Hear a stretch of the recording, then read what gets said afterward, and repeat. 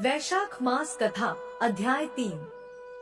जय श्री कृष्णा। राधे राधे। आप सभी का दिन शुभ और मंगलमय हो। इसी मंगल कामना से आज की वीडियो का शुभारंभ करती हूँ।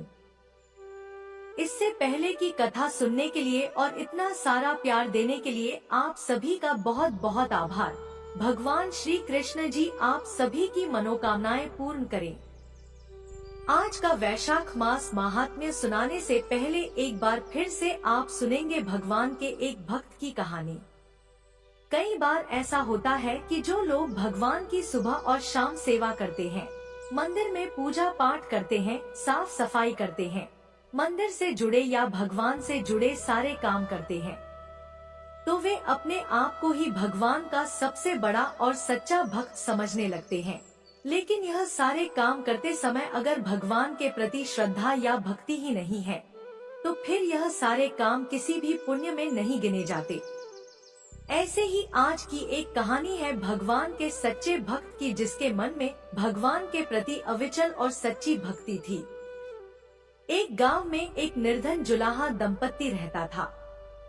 जुलाहे का नाम था माधव और उसकी पत्नी का नाम कांता था।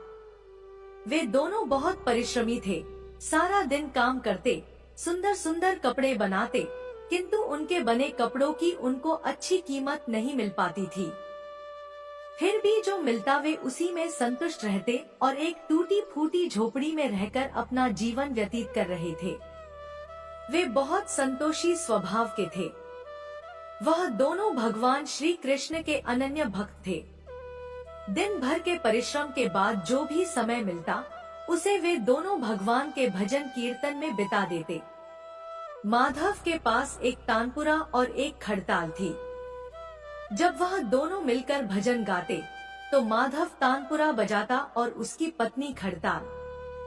फिर तो दोनों भगवान के भजन में ऐसा डूब जाते कि उनको अपनी भूख प्यास की चिंता भी नहीं रहती। उन्होंने अपनी दीनहीन अवस्था के लिए कभी भगवान को कोई उलाहना नहीं दिया और अपने इसी जीवन में प्रसन्न थे।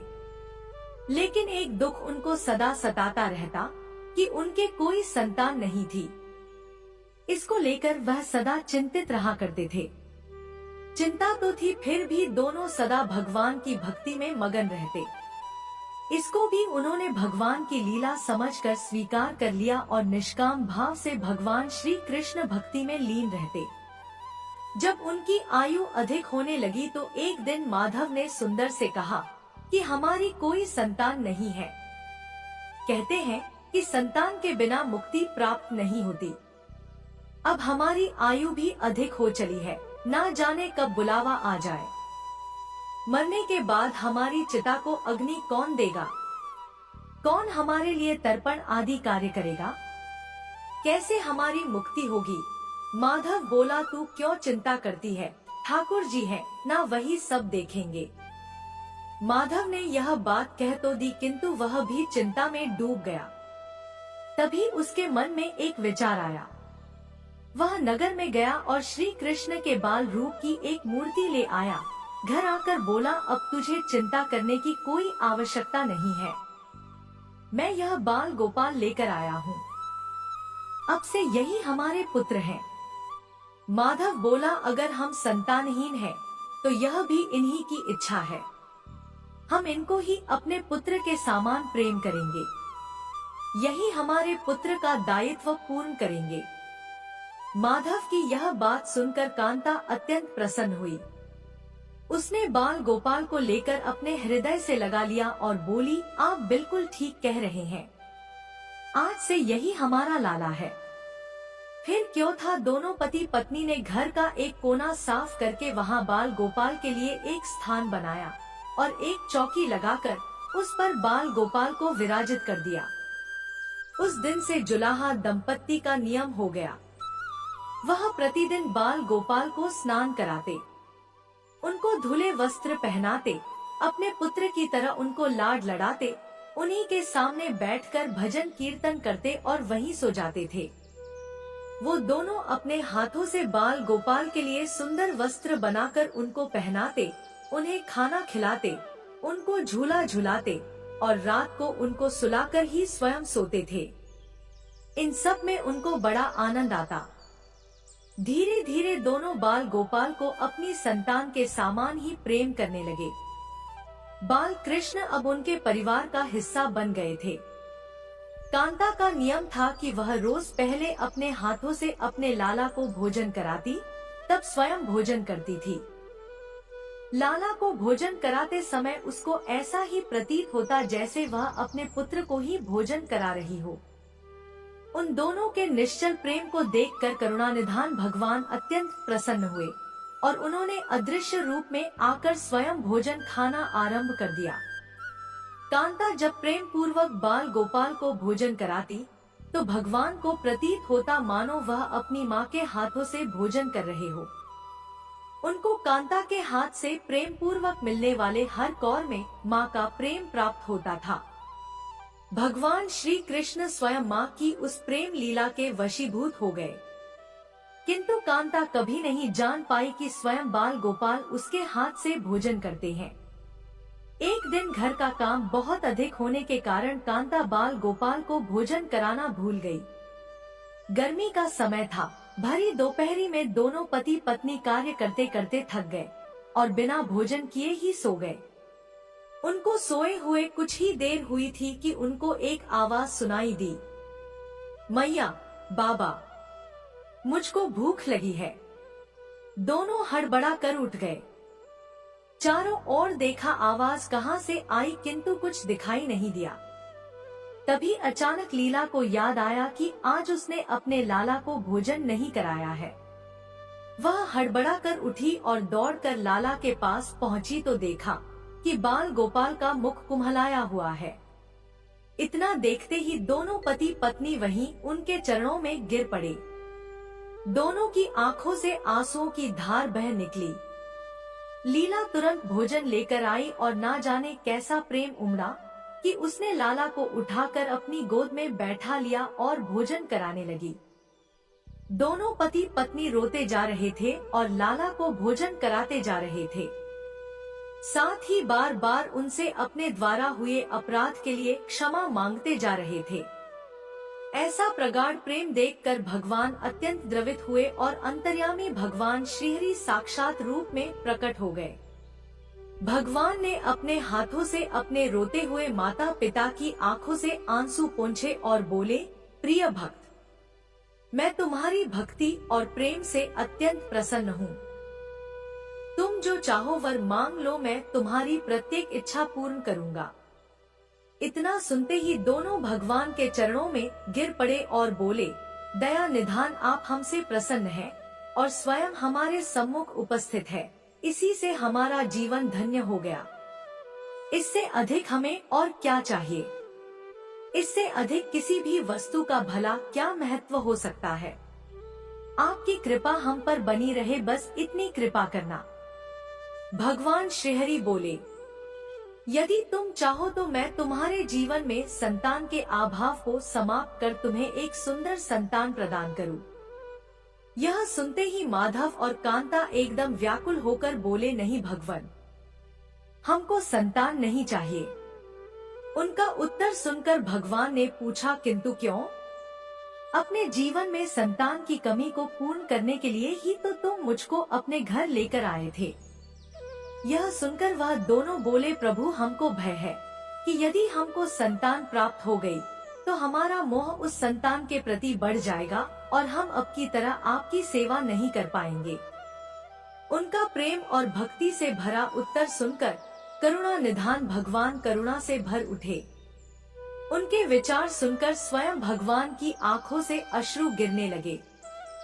भगवान श्री हरि विष्णु बोले, हे मैया और बाबा, मैं यहाँ आया तो था आपके ऋण को उतारने के लिए, किंतु आपने तो मुझको सदा सदा के लिए अपना ऋणी बना दिया। मैं आपके प्रेम का यह ऋण कभी नहीं उतार पाऊंगा। मैं सदा सदा तुम दोनों का ऋणी रहूंगा। मैं तुम्हारे प्रेम से अत्यंत प्रसन्न हूँ। तुमने अपने निर्मल प्रेम से मुझको भी अपने बंधन में बांध लिया है।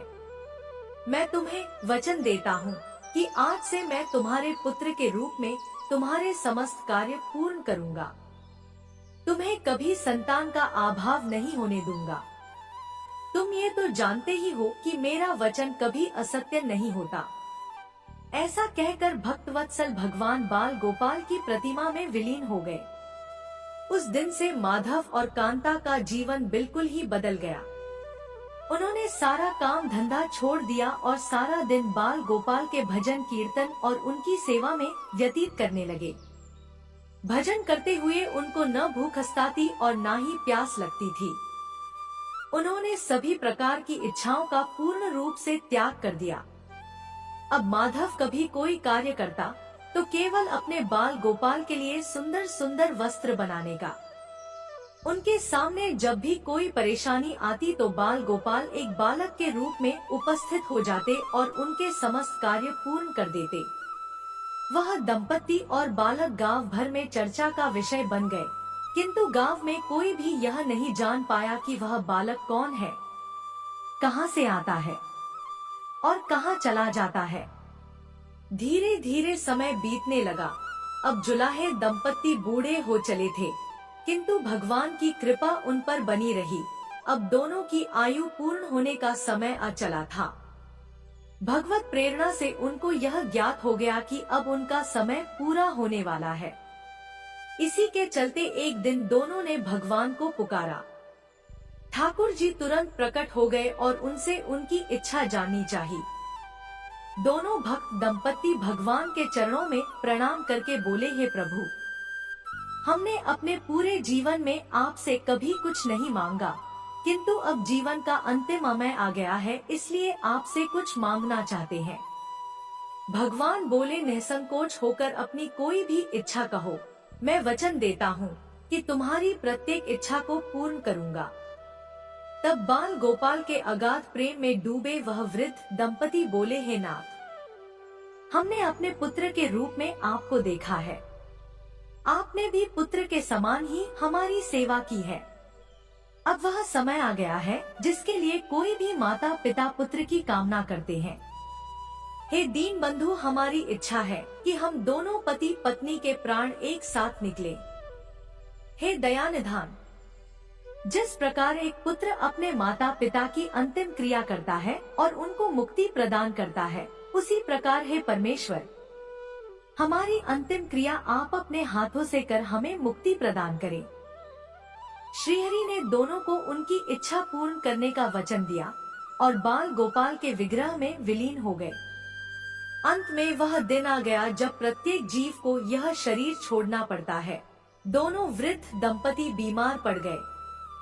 उन दोनों की भक्ति की चर्चा गांव भर में थी, इसलिए गांव के लोग उनका हाल जानने के लिए उनकी झोपड़ी के पास आ गए, किंतु उन दोनों का ध्यान तो श्रीहरि में रम चुका था। उनको नहीं पता था कि कौन आया है कौन नहीं।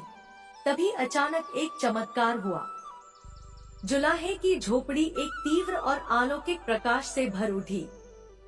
वहां उपस्थित समस्त लोगों की आंखें बंद हो गई। किसी को कुछ भी दिखाई नहीं पड़ रहा था। कुछ लोग तो झोपड़ी से बाहर आ गए, कुछ वहीं धरती पर बैठ गए। तभी श्री हरि अपने दिव्य चतुर्भुज रूप में प्रकट हुए। उनकी अद्भुत शोभा समस्त सृष्टि को आलोकित करने वाली थी, जो वातावरण में एक दिव्य सुगंध भर गई। वे अपनी मंद मंद मुस्कान से अपने उन भक्त माता पिता की ओर देख रहे थे। उनका यह दिव्य रूप देखकर दोनों वृद्ध अत्यंत आनंदित और मंत्रमुग्ध हुए जा रहे थे। अपने दिव्य दर्शनों से दोनों को तृप्त करने के बाद करुणामय, लीलाधारी, समस्त सृष्टि के पालन करता श्री हरि वहीं उन दोनों के निकट धरती पर ही उनके सिरहाने बैठ गए। भगवान ने उन दोनों भक्तों का सर अपनी गोद में रख लिया। उनके शीश पर प्रेम पूर्वक अपना हाथ रखा। तत्पश्चात अपने हाथों से उनके नेत्र बंद कर दिए। इतना करते ही तत्काल दोनों के प्राण निकलकर श्रीहरि में विलीन हो गए। पंचभूतों से बना शरीर पंचभूतों में विलीन हो गया।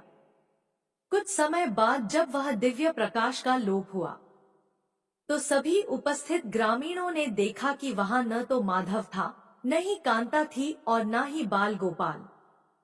बचे थे तो मात्र कुछ फूल जो धरती पर पड़े थे और एक दिव्य सुगंध जो वातावरण में चारों ओर फैली थी। विस्मित ग्रामीणों ने श्रद्धा से उस धरती को नमन किया। उन पुष्पों को उठाकर ग्रामवासियों ने शीश से लगाया तथा माधव और कांता की भक्ति और गोविंद के नाम का गुणगान करते हुए चल दिए। उन पुष्पों को श्री गंगा जी में विसर्जित करने के लिए। सच्चा भक्त वह है जो एक क्षण के लिए भी भक्ति से विमुख नहीं होता है, अर्थात जिसका चित्त ईश्वर में अखंड बना रहता है, वही सच्चा भक्त कहलाता है। सरल शब्दों में कहें तो भक्ति के अंतिम चरण का अनुभव करने वाले को ही भक्त कहते हैं। एक बार प्रेम से बोलिए विष्णु भगवान की जय। अब आप सभी सुनिए वैशाख मास महात्म्य में आज की कथा। आज की कथा में वर्णन किया गया है महर्षि वशिष्ठ जी के उपदेश से राजा कीर्तिमान का अपने राज्य में वैशाख मास के धर्म का पालन कराना और यमराज का ब्रह्मा जी से राजा के लिए शिकायत करने का। मिथिलापति ने पूछा, है ब्राह्मण, जब वैशाख मास के धर्म अतिशय सुलभ पुण्य राशि प्रदान करने वाले भगवान विष्णु के लिए प्रीति का चारों पुरुषार्थ की तत्काल सिद्धि करने वाले सनातन और विदोक्त हैं, तब संसार में उनकी प्रसिद्धि कैसे नहीं हुई? श्रुत देव जी ने कहा, राजन, इस पृथ्वी पर लौकिक कामना रखने वाले ही मनुष्य अधिक हैं। उनमें से कुछ राजस और कुछ तामस है। वे लोग इस संसार के भोगों और पुत्र पौत्र आदि सुख संपदाओं की ही इच्छा रखते हैं। कहीं कहीं किसी प्रकार कभी बड़ी कठिनाई से कोई एक मनुष्य ऐसा मिलता है जो स्वर्ग लोक के लिए प्रयास करता है और इसलिए वह यज्ञ आदि पुण्य कर्मों का अनुष्ठान बड़े प्रयत्न पूर्वक करता है, परंतु मोक्ष की उपासना प्रायः कोई नहीं करता। तुच्छ आशाएं लेकर बहुत से कर्मों का आयोजन करने वाले लोग प्रायः काम्य कर्मों के ही उपासक हैं। यही कारण है कि संसार में राजस और तामस धर्म अधिक विख्यात हो गए, किंतु सात्विक धर्मों की प्रसिद्धि नहीं हुई। यह सात्विक धर्म भगवान विष्णु को प्रसन्न करने वाले हैं तथा निष्काम भाव से किए जाते हैं और इस लोक तथा परलोक में सुख प्रदान करते हैं। देव माया से मोहित होने के कारण मूढ़ मनुष्य इन धर्मों को जानते ही नहीं है। पूर्व काल की बात है, काशीपुरी में कीर्तिमान नाम से विख्यात एक चक्रवर्ती राजा थे। वे इवाक वंश के भूषण और महाराज नरक के पुत्र थे। संसार में उनका बड़ा यश था। वे अपनी इंद्रियों पर और क्रोध पर विजय प्राप्त कर चुके थे। ब्राह्मणों के प्रति उनके मन में बड़ी भक्ति और श्रद्धा थी। राजाओं में उनका स्थान बहुत ऊंचा था। एक दिन वे मृग्या में आसक्त होकर महर्षि वशिष्ठ जी के आश्रम पर आए। वैशाख मास की चिलचिलाती हुई धूप में यात्रा करते हुए राजा ने मार्ग में देखा कि महात्मा वशिष्ठ जी के शिष्य जगह जगह अनेक प्रकार के कार्यों में विशेष तत्परता के साथ संलग्न थे। वे कहीं पर प्याऊ बनवाते थे तो कहीं पर छाया मंडप बनवाते थे। किनारे पर झरनों के जल को रोककर स्वच्छ बावली बनाते थे। कहीं वृक्षों के नीचे बैठे हुए लोगों को वे पंखा डुलाने थे। कहीं ऊख देते तो कहीं सुगंधित पदार्थ भेंट करते और कहीं फल देते थे। दोपहरी में लोगों को छाता देते और संध्या के समय शरबत। कोई शिष्य घनी छाया वाले वन में झाड़ बुहार कर साफ किए हुए आश्रम के प्रांगण में हितकाक बालुका बिछाते थे और कुछ लोग वृक्षों की शाखा में झूले भी लटकाते थे। उन्हें देखकर राजा ने पूछा कि आप लोग कौन हैं? तब उन्होंने उत्तर दिया कि महाराज, हम लोग महर्षि वशिष्ठ जी के शिष्य हैं। राजा ने पूछा, यह सब क्या हो रहा है? बोले कि यह वैशाख मास में कर्तव्य रूप से बताए गए धर्म है, जो धर्म, अर्थ, काम, मोक्ष चारों पुरुषार्थ के साधक हैं। हम लोग गुरुदेव वशिष्ठ जी की आज्ञा से इन धर्मों का पालन किया करते हैं।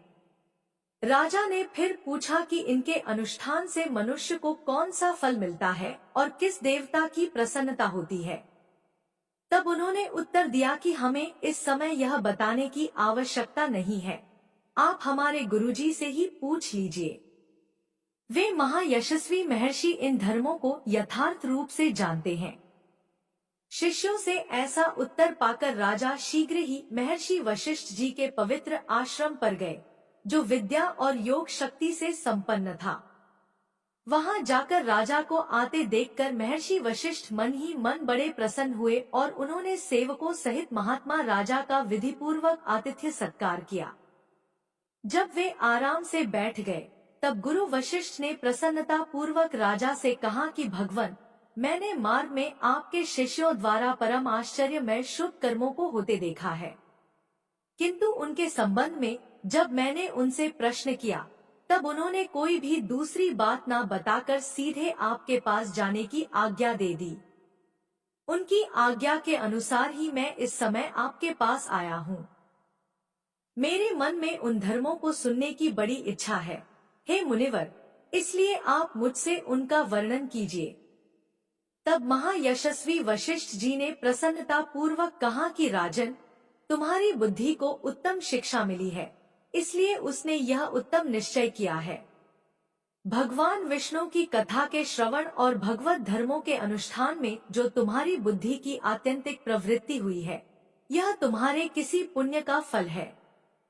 जिसने वैशाख मास में बताए हुए महाधर्मों के द्वारा भगवान विष्णु की आराधना की है, उसके उन धर्मों से भगवान बहुत संतुष्ट होते हैं और उसे मनवांछित वस्तु प्रदान करते हैं। सभी जगत के स्वामी भगवान लक्ष्मीपति समस्त पाप राशि का नाश करने वाले हैं।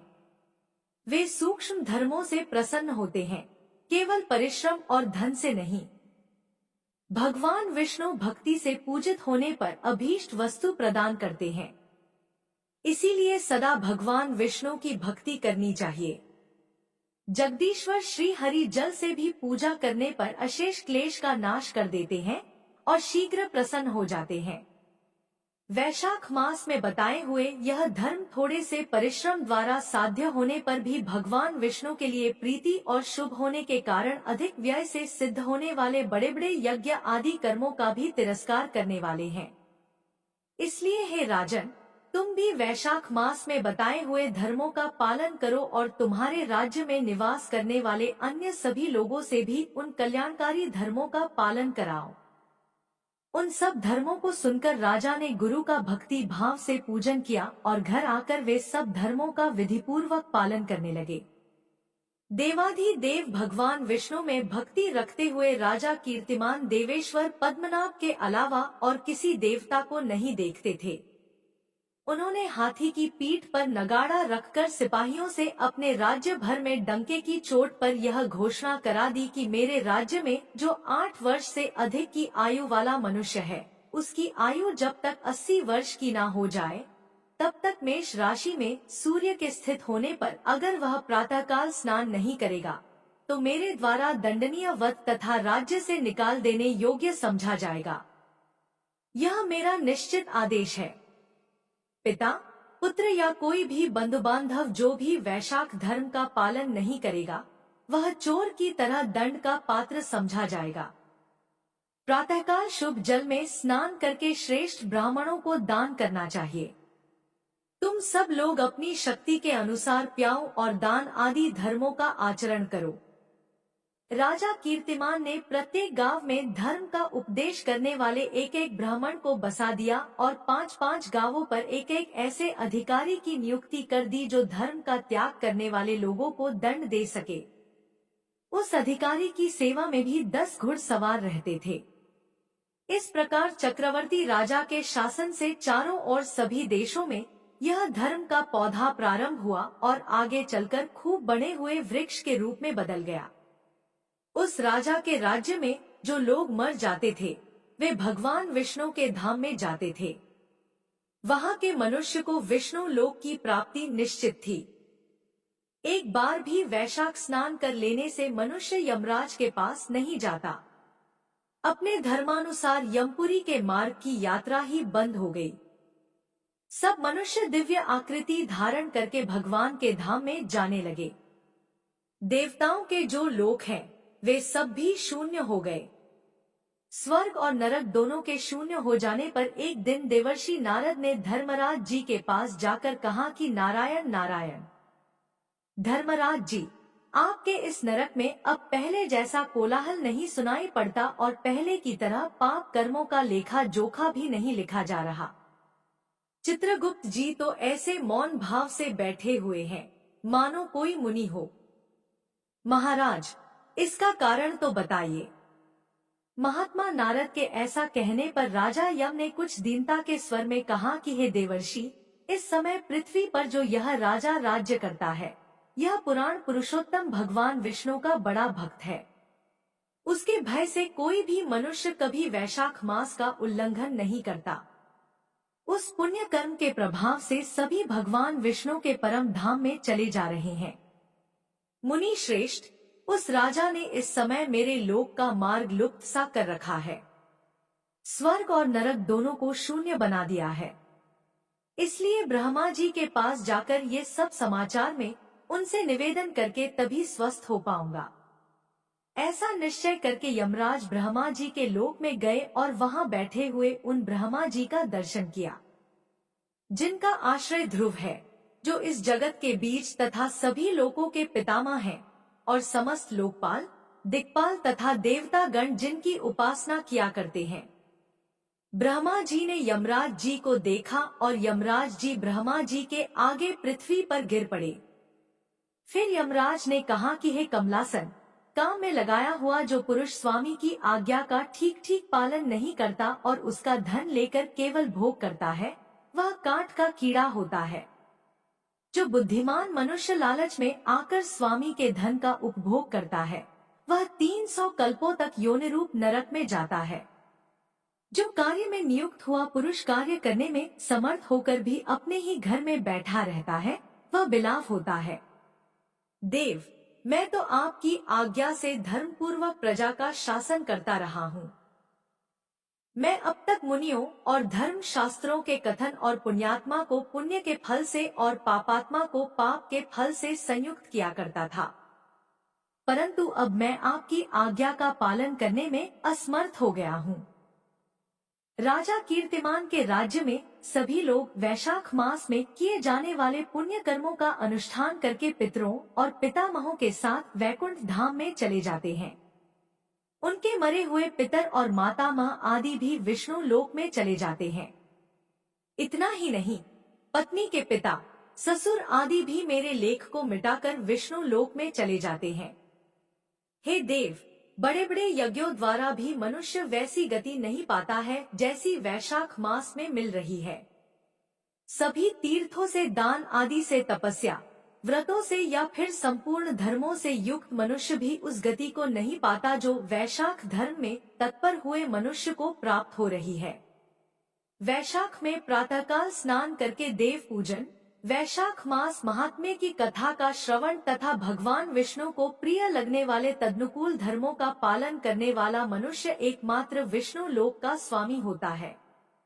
जगतपति भगवान विष्णु के लोक की तो मेरी समझ में कोई सीमा ही नहीं है, क्योंकि सब ओर से कोटि कोटि प्राणियों का समुदाय वहां पहुंच रहा है, फिर भी वह भरता ही नहीं।